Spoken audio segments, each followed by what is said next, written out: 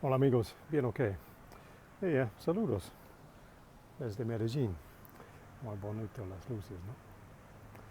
Entonces, hoy, um, ¿cómo utilizar el una pregunta o una pregunta apto para ser seguro que tú vas a entender algunos puntos?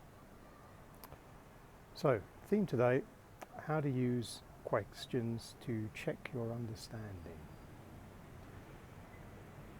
So as you know, I'm now preparing next Friday to take the theory test for driving here in Colombia.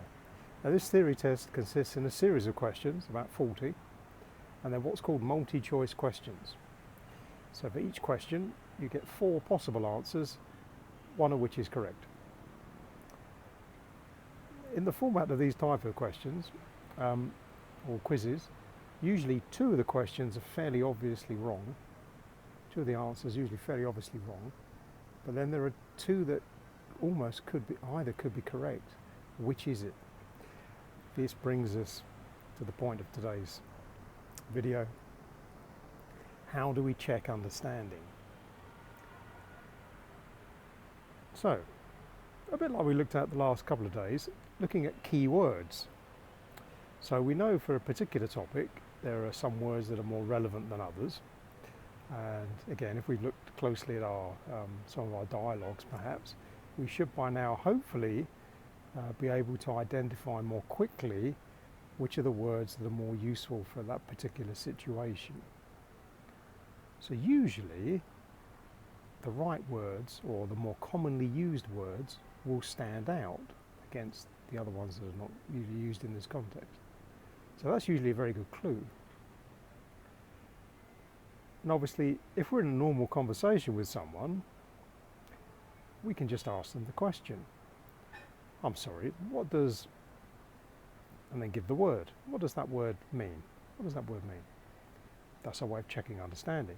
Or we can just say, when you said this, and when you said that, do you mean, and offer what you understand it to mean? Again, we're checking understanding. Now, of course, unfortunately for me, when I'm doing the test next week, I can't ask questions like that. So I'm going to have to rely on like the reverse method of this, which is to make sure that for each of the, let's say, the topics I'm likely to get the questions on, I know which words are relevant to that question. Because that's going to be the only way I can really tell whether I'm picking the correct answer out of the 2. If I have a sensitive debate as to, oh, both of these sound correct.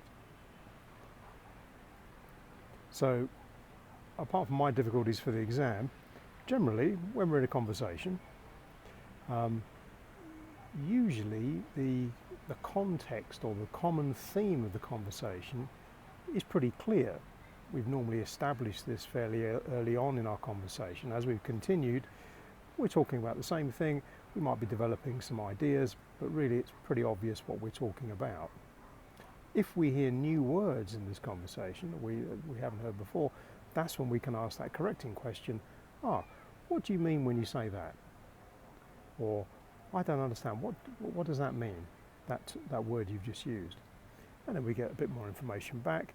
Maybe our new friend will rephrase what they've said to make it much clearer. And then we just carry on. And hopefully then it's a learning experience for us. We learn some more words, more vocabulary, it's helpful.